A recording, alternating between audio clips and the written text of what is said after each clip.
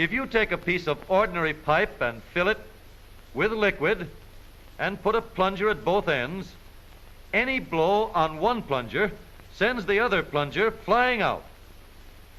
Liquids can't be compressed, so here's what happens inside. The power of your blow is transferred to the other plunger by hydraulic transfer of power. This is the simplest kind of hydraulic system. Bending the pipe doesn't affect this transfer of power at all. It goes around corners just the same. When one plunger is pushed down an inch, the other end comes up an inch, and a pound of pressure exerted at one end is transmitted to the other.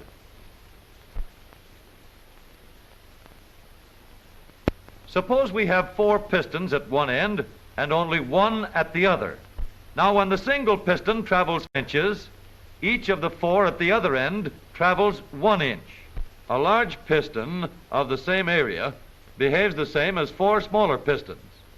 Moving the small piston down 4 inches carries the large piston up only 1 inch, but with 4 times the force applied. This is the principle on which commercial and industrial hydraulic systems are based. Down in Dixie, billions of pounds of cotton are baled up every year by the power of hydraulic presses.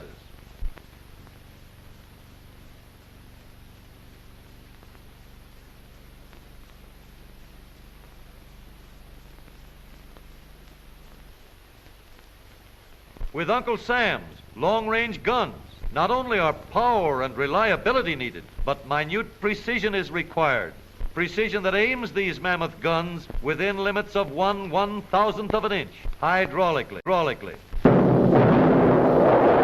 The hydraulic stage works by the same method and times its cue right on the nose with the reliability of an old-time actor.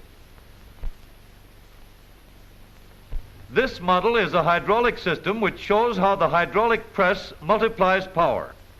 This is the pump. This tube holds the liquid through which the power is transmitted, and these 4 cylinders at the other end receive the power. The movement of the large piston compresses or crushes anything put in the press. The hydraulic stage operates with the same reliable elements.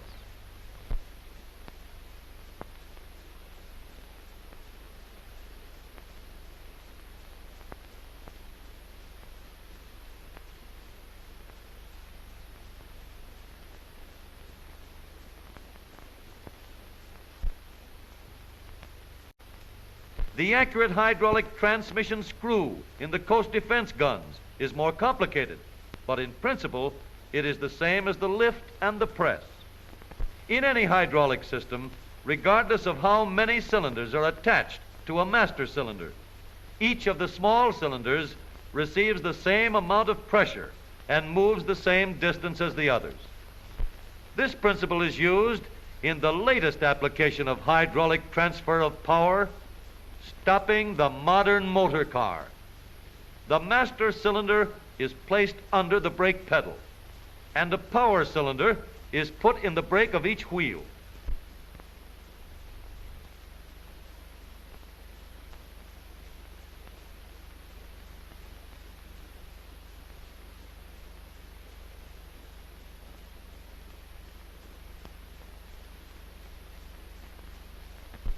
Now, when you press down on the brake pedal, each of the 4 power pistons is forced an equal distance against the brake shoes, pressing them uniformly against the brake drum. The shoes are hinged in such a way that the entire lining contacts the drum throughout the life of the car. No grab at the top or bottom, smooth, even taking hold by the entire shoe surface. These are the brake shoes of a new car.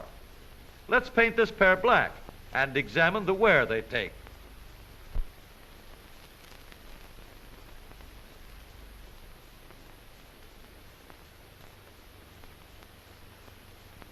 Note the even grip on the shoes in the first 20 miles.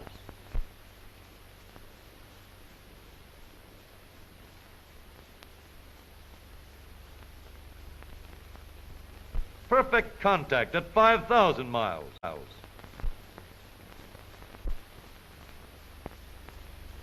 and after 20,000 miles, uniform wear, and still good for many more. For durability, the linings must be hard, uniform, and unaffected by moisture. All else being equal, long life and effectiveness of the brake depend on the amount of material contacting the drum.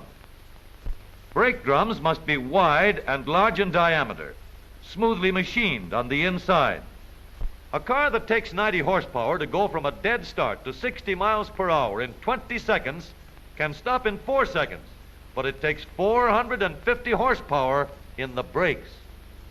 The final safety and control of the car depends on the construction of the brake itself.